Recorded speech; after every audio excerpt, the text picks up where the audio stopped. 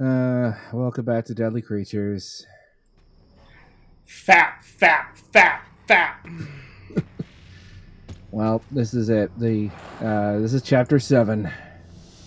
And we're back to our friend the tarantula. Okay, so I may have exaggerated slightly how bad this chapter is. I mean, it is still the worst chapter in the game, but it's not terrible. You can still have some fun with it. Also, as you can see there, the stealth pants takes priority over all environmental objects, including brambles. Oh, that's beautiful.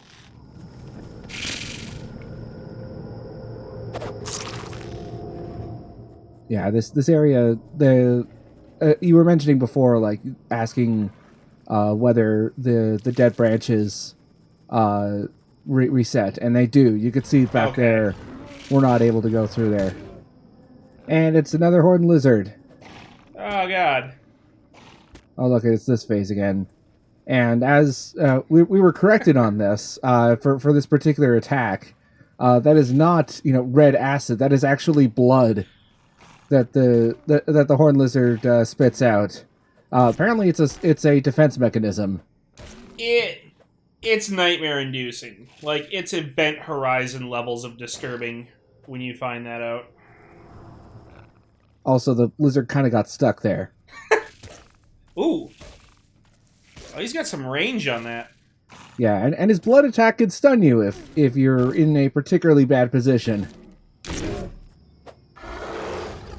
Get him. And that's another problem with the feed, is that if you attack twice, then it flips onto his back and then he reverses. Like it doesn't stay stunned. You have to make sure that once you've got him on his back, it's the last attack you do. Otherwise, you won't be able to feed on him. Okay, so you can't interrupt it or anything. No. Cricky, lucky Cricky. Nom nom nom. Maybe they are related. The tarantula, the scorpion. They both seem to have a particular habit of failing to catch crickets. They wouldn't survive if they were easy to catch. Maybe crickets evolved differently in this universe. Super crickets, you say? Yeah, at this point, given the fact that horned lizard battles become really repetitive, especially as the tarantula, I've just faded through them. Mm-hmm. They do. We don't need to see it at this point. We've seen it already. They throw it at you pretty frequently late game. Yeah, not as actually no. In the final, this is the second last of the tarantula's levels, and in the last of the tarantula's levels, there aren't any horned lizards, thankfully. Plenty of other enemies, but not any horned lizards, from what I remember. Because I finished recording all the footage for this a couple of weeks ago. I've already started work on our next LP, which I'm pretty excited about. I'm looking forward to it. May or may not involve blood, much like our horned lizard friend over here. We may as well keep the good times rolling. Yeah. And I gotta say, I really enjoy the web sling mechanic in this game. It's fun to even watch. It's really well done. Yeah, it is a little slow-paced, just because of how the pointer controls work, but it is fun when it clicks together. Also, thankfully, you can use the stealth pounce in between gravity surfaces. Like, they somehow found a way to program it so that it managed to work properly between gravity. So based on that jitter I saw, it 90% works. I mean, it works well enough. Sure. This was, like I said, this was Rainbow Studios' first attempt at an action adventure game, and they were using a lot of development techniques that worked on their racing games, but may have been a bit of a problem when they were working on an action adventure title. Like I was going through the Game Informer magazine article that they did as their post-mortem, and they had things like, for instance, They relied entirely on their development kits and did not test this game on a retail Nintendo Wii until very late in development. I'll go further into that after this cutscene. Hey, I hit something.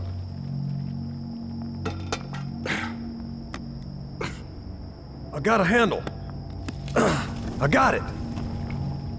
Good God, there's a dead lizard down there. Well, where else should it be? There you go, baby. Come to daddy. Woohoo! Here, let me see that.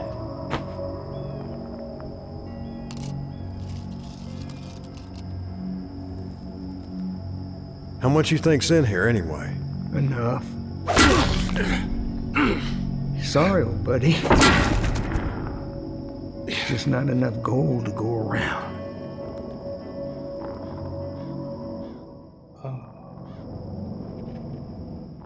Truly, the deadliest creature is man. I would like to present the writers of Deadly Creatures with the I Fucking Called It award for the most obvious betrayal in video game history. Deadly Creatures, ladies and gentlemen. Top 10 anime betrayals 1 through 6. But yeah, Wade is fucking dead. Oh We my killed God. Billy Bob Thornton. Oh my God. There's his shoe.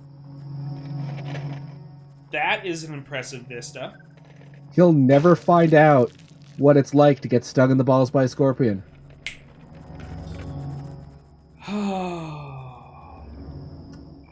Yeah, well, and I was kind of wrong before about what I said before about the 2D sprites. When it comes to the humans, they actually rotate depending on the cutscene. They sometimes use sprites, other times they have low-res 3D models, and for some cutscenes when the humans are a little closer to the camera, or in this case human, because Wade is dead, they use a higher quality model. So they do use sprites for some of the cutscenes, and for like that one environmental set piece that I pointed out a couple of videos ago. So where of the two guys digging, where it's easy to cover, they Yeah. use what's easy to cover. I gotcha. yeah, like it was still a really impressive pair of sprites. Like unless you were really paying attention, you wouldn't have noticed. So you were saying testing was a little bit haphazard on this one? Well, yeah, because they made the decision not to test this game on a retail Wii until they were almost ready to burn their gold master. Like they were running this game on a dev kit for like 90% of the development time. And I think that choice was made because they were running this on this game is what we would call nowadays a AA title, where they had a decent Right. budget, but it was a small studio. Like at their peak, they only had 35 people working on it. And that includes like the audio engineers and the people working with Billy Bob Thornton and Dennis Hopper, etc. So they had to cut a few corners. Other things, like apparently there was some miscommunication between the level designers and the artists early in developments. Like they were gray boxing their levels, which is when they have all the geometry laid out for collision detection, and there was some miscommunication about scale originally when it came to the artists, that they had issues with getting everything gray boxed, and the artists didn't know what exactly the type of art assets that they were going to be putting into the levels. So they got the 16-inch version of Stonehenge instead of the 16-foot version. Yeah. It was more like the 32-inch versus 16-inch. I mean, it wasn't quite that extreme, but it was. It thankfully, they seem to have solved that problem relatively early in developments. Like sometime after they had locked down the gray boxing on their levels. Gotcha. I don't see anything that's really wrong with scale in this either, so they did pretty well early on. Yeah. Oh, I totally forgot to mention. At some point, I was going to talk about the commercials as well, but we'll get to that. But first of all, I got to point out that we just went through what looks like a portable TV. Yeah. So that's one thing I kind of like about this level, is that this level is building up to a big reveal for its set piece. And it has slowly pieced together, little bits of information. So, we've had, little pieces strewn about. We've had that portable TV, and we're going to see other little bits of environmental detail. It's almost like a Dark Souls level. I feel like you're getting further and further from the desert and closer to where human beings live. Like you're cutting through a landfill or something like that. Pretty close, or at least where, where human beings have camped out. I gotcha. All right, so while we're going through this fight, so most of the marketing was, pretty conventional. It was like, oh, look at how cool the scorpion finishers are. Or, hey, check out these Hollywood actors that we kidnapped. I mean, hired. But there were two commercials that really stood out to me. It was like really weird. The first one was, there was what's clearly meant to be a knockoff of like the gecko mascot from the Geico commercials. Okay. And he starts out being really annoying, and then he gets eaten by the scorpion. And the second one was this extended skit that Rainbow Studios made for, I think it was for G4 TV, where they had these quote unquote interns for Rainbow Studios. Oh, sorry, game has to load. These interns at Rainbow Studios who were trying to get motion capture data off of a real life scorpion for the game, and the motion capture balls keep falling off, so they have to put them back on the scorpion, and they keep getting stung. It's such a surreal piece of Dadaist black comedy, and it's so those two commercials in particular were just so at odds with the rest of the marketing for this game. It's bizarre. It sounds like something that Tech TV would have done back in its heyday. Well, this was like 2008, 2009, so they had already become G4. Yeah, they were just cresting that heyday into the G4 days, which we won't go too far into. It's also really difficult to get information for this game, like even when it comes to the backstory. I was mentioning before, like Looms, the main character who discovered the gold and whose brother died, and the other one was in the coffin that they were trying to chase. When I was putting in the subtitles for that, I had to guess as to what his name was, because it's not mentioned at all.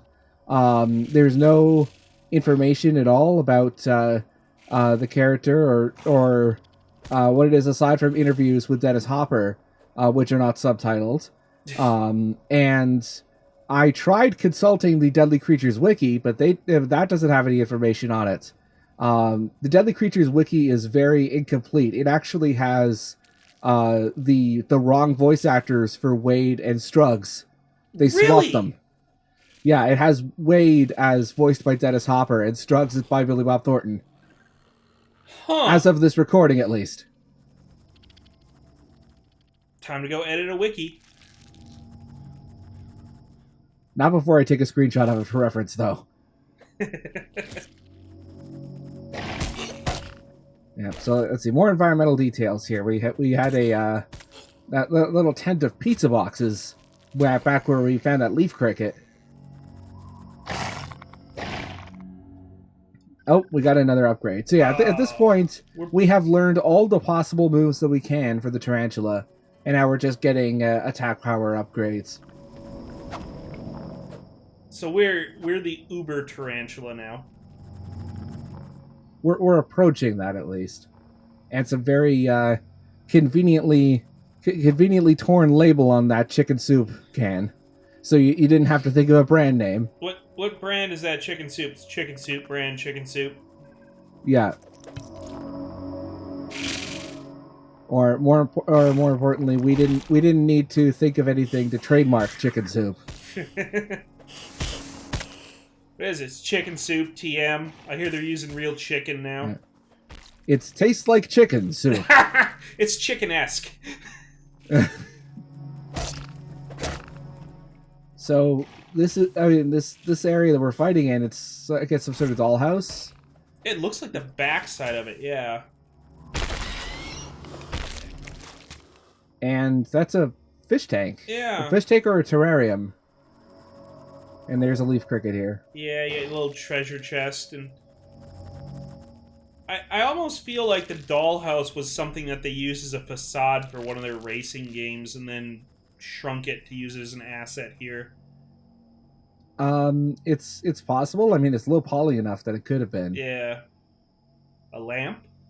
I love lamp.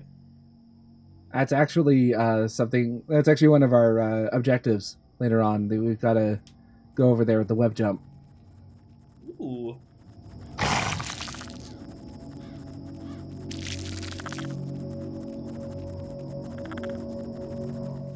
And it's over here.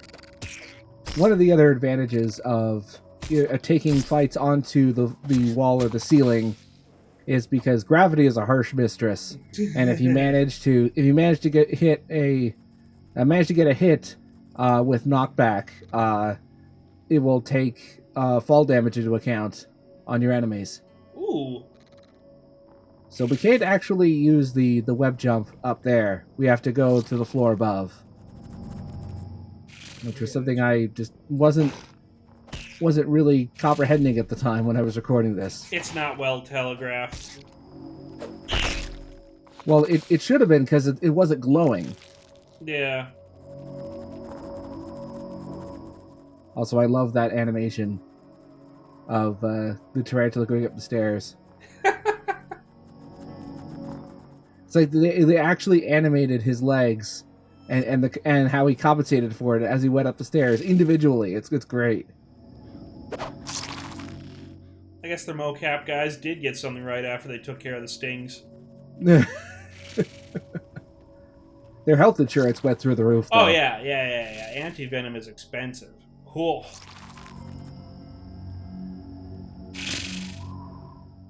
That's a really neat skybox. It is. I promise, this level isn't good. Okay, I know I've been praising the little details, but it's not fun to play. It's pretty to look at, and it's gonna have a nice reveal at the end. But I'm kind of overselling it, but it's not very fun. So there's a glitch here that sometimes happens, where the enemies will refuse to spawn in this area, and you get stuck. However, I encountered an entirely different glitch, where the two horned lizards I was supposed to fight here just killed themselves. Yeah, I saw the points Yeah. for 'em.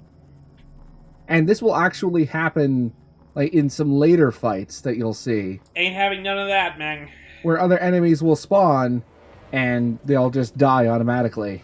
Not these spiders, though. Later on, you'll see some enemies like that.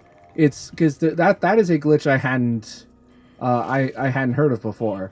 The other major glitch, which I was afraid would occur, was that the two horned lizards just don't spawn, and because it's a mandatory fight, you get stuck and you have to restart the chapter. Okay, they are really throwing stuff at you at this point. Although, what the game doesn't really telegraph at this point is that because you're fighting in a cylinder, so you can take this fight onto the ceiling.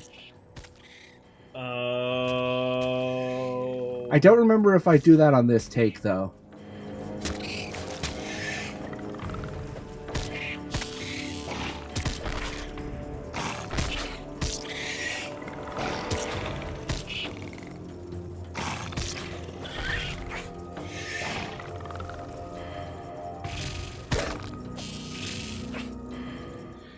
Can you imagine, and I'm sure you did, but can you imagine fighting this mob immediately after two horned lizards?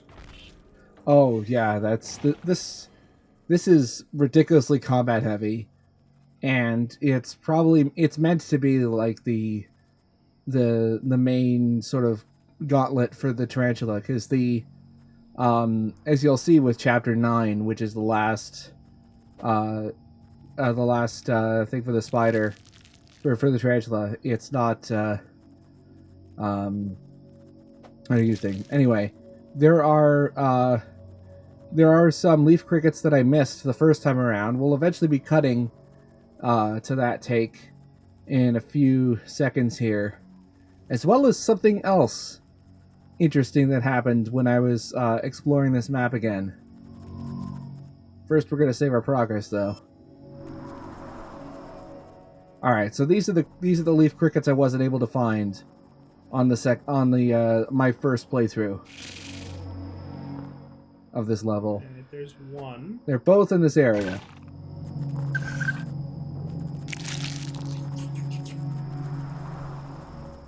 And here's the second one. It's over back near the gas pipe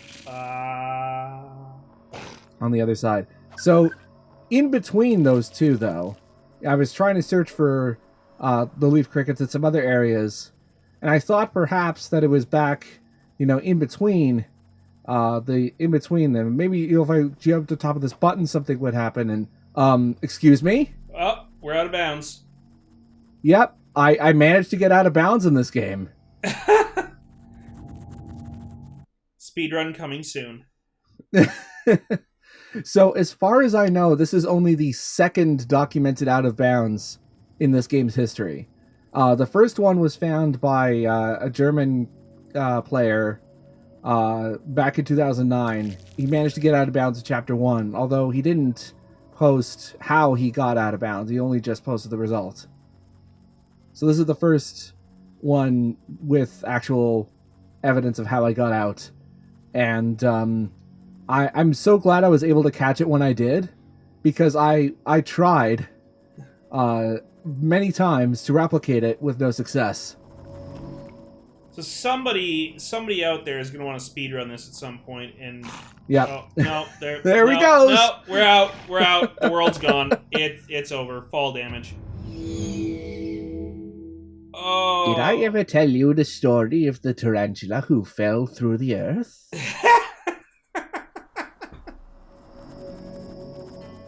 Alright, back to the normal take now.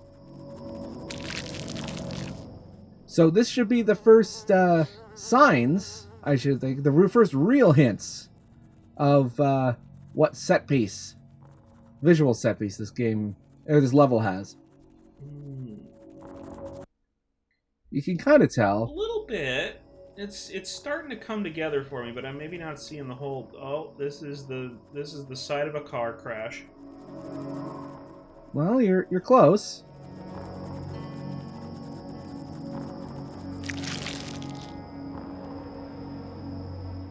Still a very nice sunset. Yeah. Some sort of garbage can over there. There are two tarantula hawks that was supposed to fight. What the heck? It's a truck. Yeah. Yeah, it's an entire truck, which for our tarantula might as well be like the Colossus of Rhodes. Kratos, bring Pandora's box. For the tarantula, it's like just a matchbox. Oh. And you open it, and the tarantula bursts into flames. Alright, so we've established that it's a truck. We're going to go inside the truck. And we're going to have pretty much every kind of truck-based insect platforming gimmick that you could think of in this level. Okay, so we got a bunch of tumbleweeds. Yep. And we're going to go web jumping inside the truck.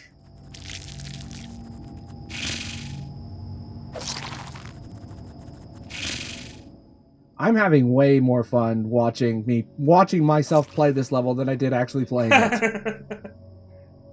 Like, it's so visually interesting, and it has so many unique ideas. It's just a shame that it doesn't actually play very well.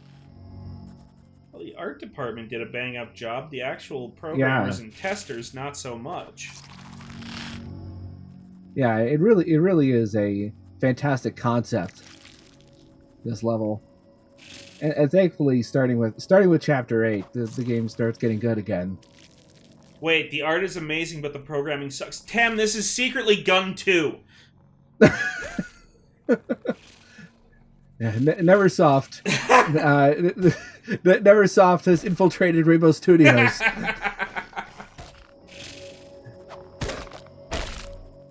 Well, I guess the jig is up.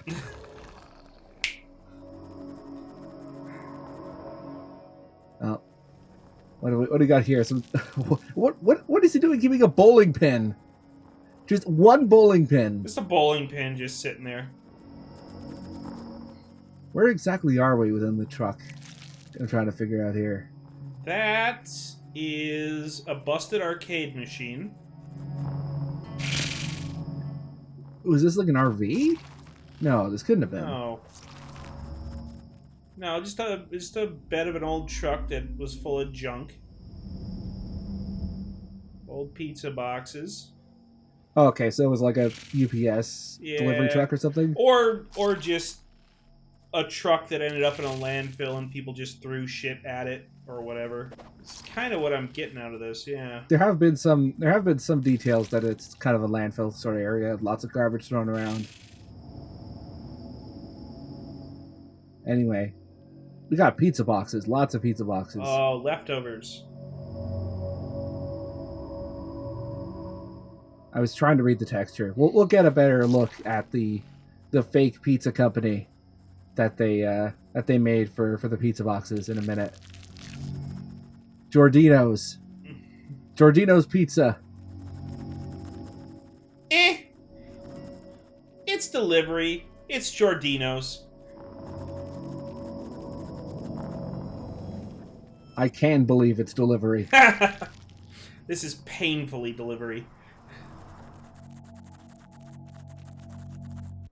Giordino's, you'll wish you have baked a pizza instead.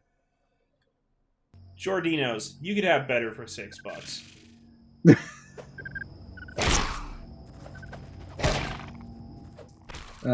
Yeah, now we have to fight two praying mantises as the tarantula, Ooh. which is considerably less fun than doing it as the scorpion. Yeah, they're a little rough. Yeah, plus they have very few opportunities to knock them back. And usually because of the power upgrade that we got earlier, by the time you actually do get it, they're already dead.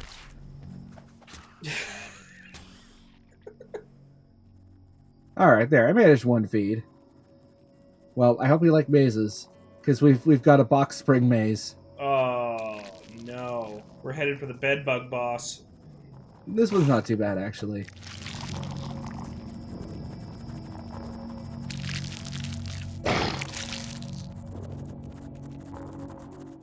If I didn't know any better, I'd say that was something out of Metroid Fusion.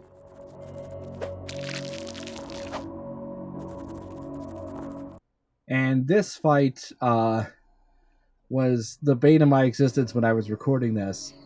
This is probably the reason why the raw recording of this was well over an hour, just because of this one recording. No. You end up, this is a several waves of rats.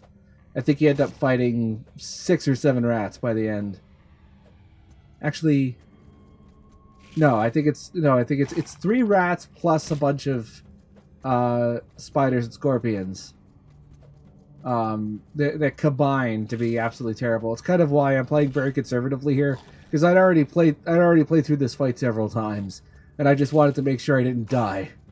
See, look, there's another rat that respawned. And that's the ones with the whiter fur. That's specifically a desert rat. Okay, so more difficult variation then. I don't actually know, like, in terms of gameplay, gameplay versus real life. I don't know if there's much of a difference between the regular rat, and the desert rat. I mean, if there isn't, they really squandered an opportunity there. Oh. Oh, Yeah, wow. so we're gonna go directly inside the passenger seat of the truck. Oh, he's got a good old-fashioned tape deck here. Oh. This is I really like this part, actually. This is cool. This is... Yeah, it's a perspective of vehicles you don't really get to see that often. And the rotted through floorboard. Yeah, this is a truck that has Oh wow. that has definitely seen better days. But all the detail in it. Yeah. The grubby shitty detail on this shitty ass truck. Old double DIN connectors for electronics and stuff like that. They I gotta give them props. They did really well in the art. This is absolutely 100% a redneck's truck. Like a barcode on a pipe, on a piece of conduit. Like, look at all the little details and stuff. This is ridiculous. All right, I'm gonna wait until a certain part because I don't remember if I went past it or not on this take. I think I might have, but I'll have to wait. Okay, so there is another horned lizard fight here. You can use the web shot to kind of stun him a little bit. I was able to get a ring out. So here's an alternate take where I didn't fare quite so well against the horned lizard. Remember before I said that his swipe could stun lock you? Mm-hmm. I had zero control over that. Oh. Okay, that's a little cheap. Oh, by the way, that's what the game over screen looks like.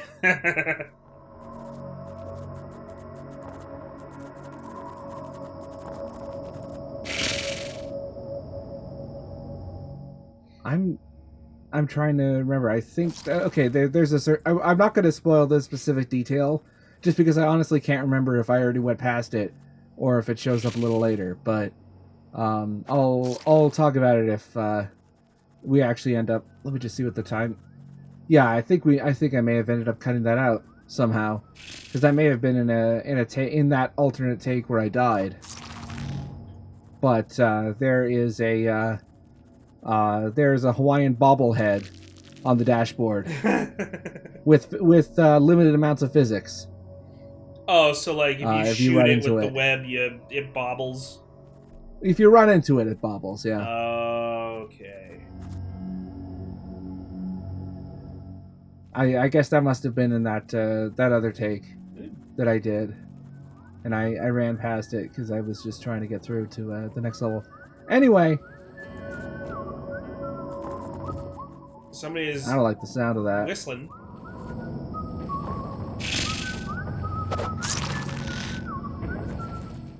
Well, we're about to get our reward for going through this bad level. I wonder what awaits us at the end.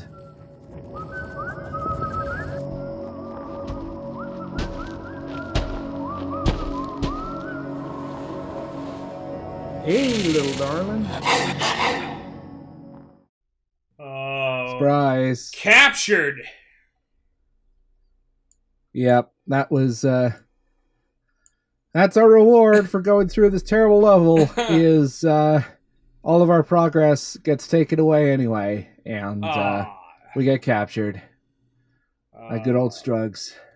But we have successfully completed this chapter. Yes. We have fapped.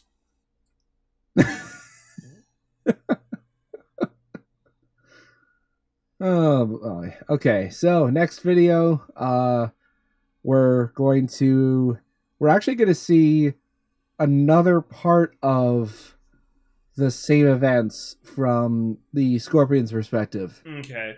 Chapters 9 and 10 do the same thing, where there's some parallel timelines. And so part of chapter 8 is going to overlap with what we've just seen. All right. Well, this is shaping up to be really interesting. Yeah, and now that we've seen the worst of what this game has to offer, I think it's all going to be uphill from here. Come through into the best.